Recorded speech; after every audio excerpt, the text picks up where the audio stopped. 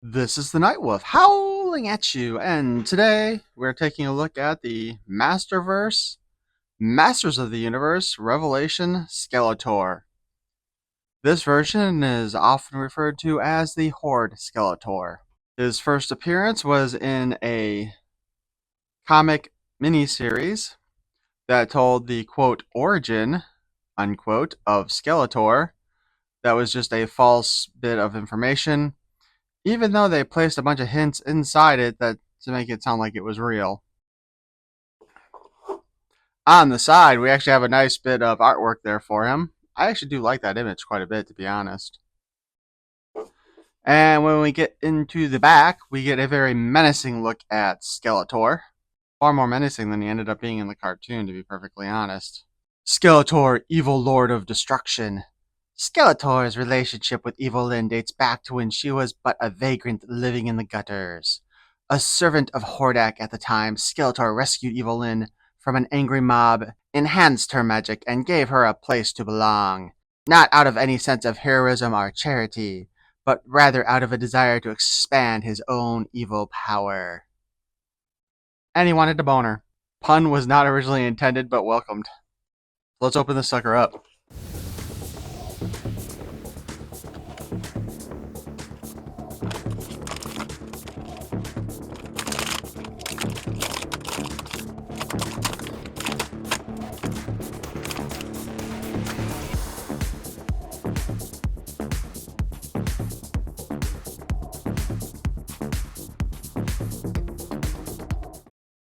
So my personal bit of OCD here with this cape is just bothering the hell out of me. Like, it's not even.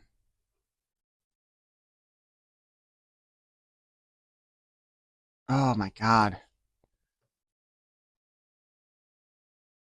I guess it's technically not meant to be even on the one side, but even though, still, kind of annoys me.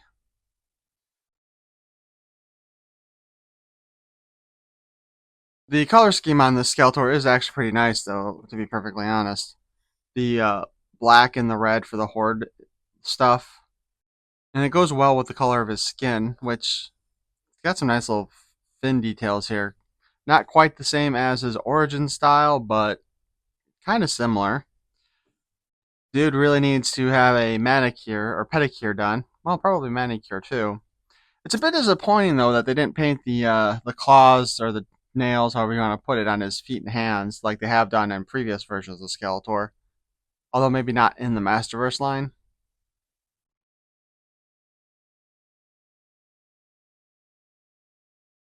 The face sculpt here, I'm not entirely sure how I feel about this face sculpt. It looks a little too toothy to me, and the skull itself looks a bit malformed. But other than that, I mean, the color's right. It's kind of too bad though that they didn't put the red in the eyes like they traditionally do with a Skeletor figure, but I guess that's how they wanted to do it. Just a little extra note to make here on this figure. Barbarossa Customs does have a upgrade kit, so to speak, where you can turn him into the Horde Keldor version if you wanted. I guess I probably should have done a spoiler alert for Revolution, but if you haven't seen it yet, it's been out long enough that I don't feel bad if I spoiled it for you. Sorry. It is nice that it comes with the cloth cape, though.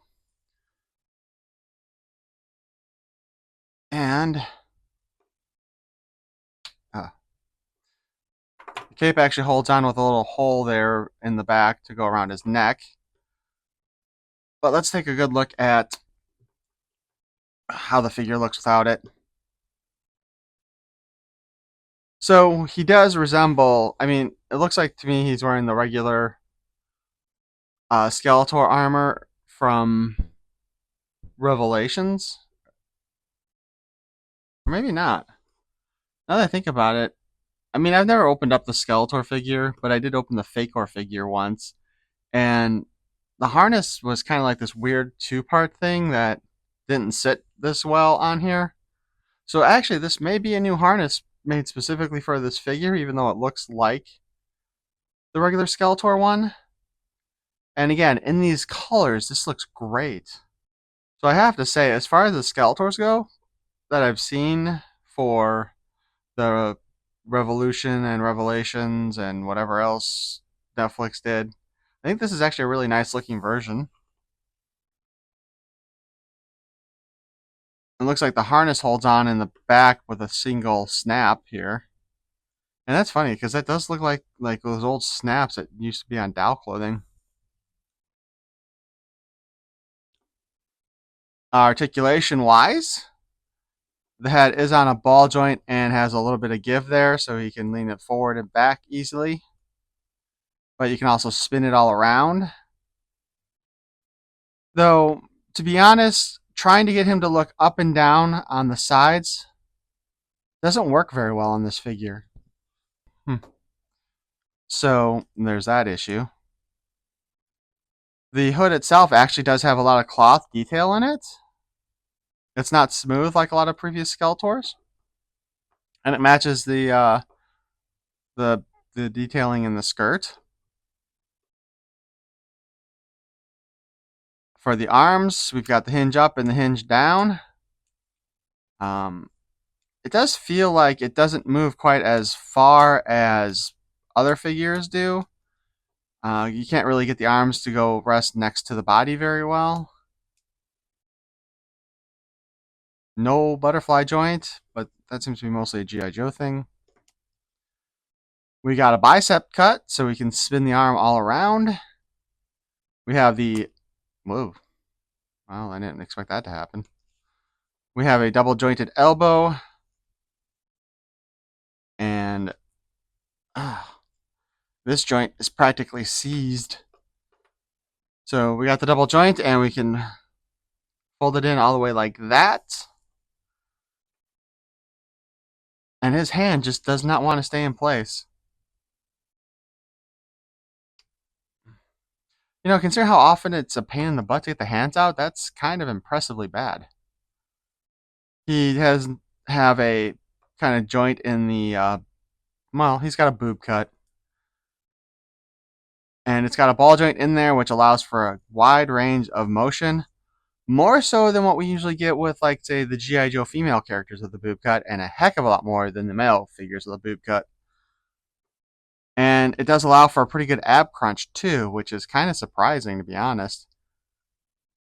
So as far as the this bit of articulation goes, I think he's definitely a class above G.I. Joe right now. We got a waist swivel.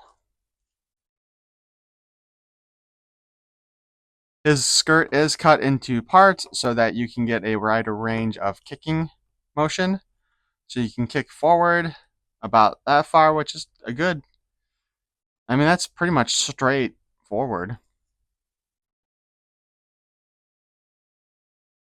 We can go back.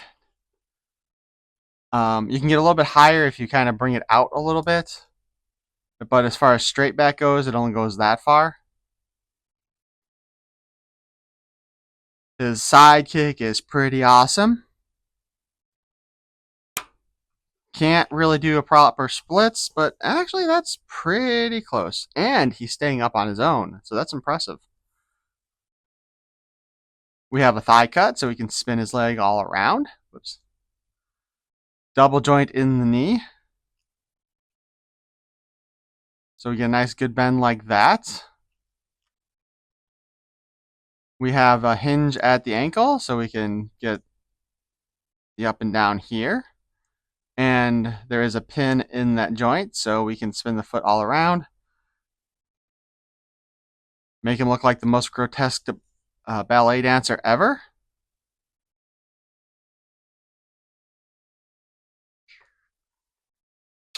Now, if we put his cloak back on, which, again, hole, neck, first layer, second layer, head. As far as that goes, if you go to spin the head while that's in place, the cape is going to move all around.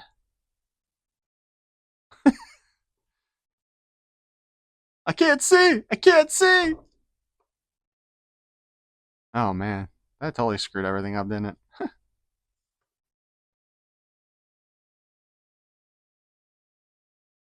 I don't know. I like the cape and I hate the cape at the same time, just because the way it sits is just awful. Like it looks cool, but man, trying to get it to actually look proper though and out of the way. Once we start trying to move the arm, cape doesn't really interfere with that arm movement very much at all. Actually, in fact, let's be honest, even his and I forgot to mention that the little fringe on his harness does not interfere with his ability to spin the arm around. And I think it's simply because it's all individually cut. If this was a solid piece, I think that would have stopped the arm, but it's all individual, so that works out really well. Skeletor here comes with the Havok Staff. It's got this really kind of clue translucent ram skull on the top. Otherwise, I am pretty sure this is the same Havok Staff that came with the original release of the Revelation Skeletor.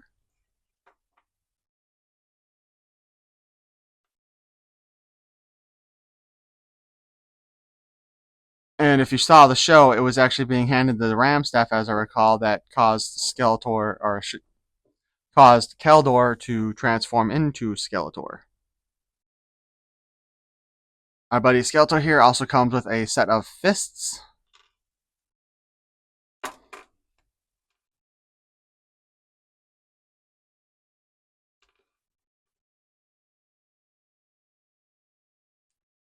So he can start punching people if he wants.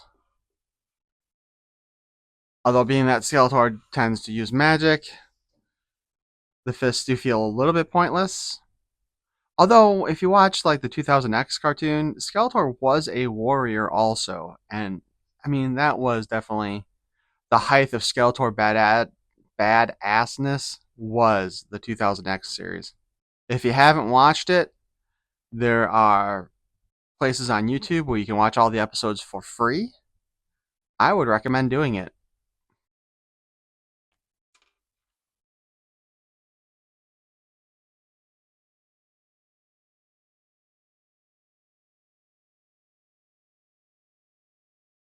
But as I was saying before, Barabosa Customs does have an add-on kit or a replacement part kit to turn him into Keldor, which I believe comes with the head, whoops, a set of human feet, and a set of human hands, I believe.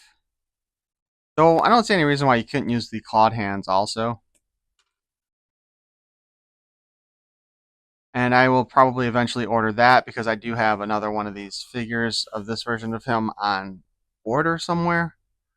I think it might be in my pile of loot on Big Bad Toy Store, to be perfectly honest. But if you have a chance to get this figure, this is definitely a great looking Skeletor for your collection. I do like the Horde logo at his crotch there. That's I know it's supposed to be his belt, but it still looks kind of awkward and it's kind of funny for that reason. But overall, a good looking figure. Um, the face, like I said, I don't know, there is something about the face that bothers me a little bit, and I think it might just be how big the teeth are. And I think because of that, it kind of messes with the proportions of the skull. But then I think the Revelation Skeletors all have weird looking faces anyway, so I guess that makes sense. But the skull doesn't really look like it would go underneath Keldor's flesh. So anyway, I hope you enjoyed this look at the Horde Skeletor from Masterverse. Let me know if you got your hands on this or if it's one you wanted. Did you miss out and it was one you wanted? I know Revelations and Revolution were kind of well, let's just say the fan base is generally torn by them. Although I personally think that Revolution was better than Revelation. Mostly because Teela wasn't a see you next Tuesday as much in Revolution as she was in Revelation. But that's a whole separate story. Eh. But Please feel free to subscribe to this channel. I'm told it helps the algorithm or whatever. Not that I'm ever going to be huge, but I'm having fun doing this stuff, and I hope you're having fun listening to it. Peace and love.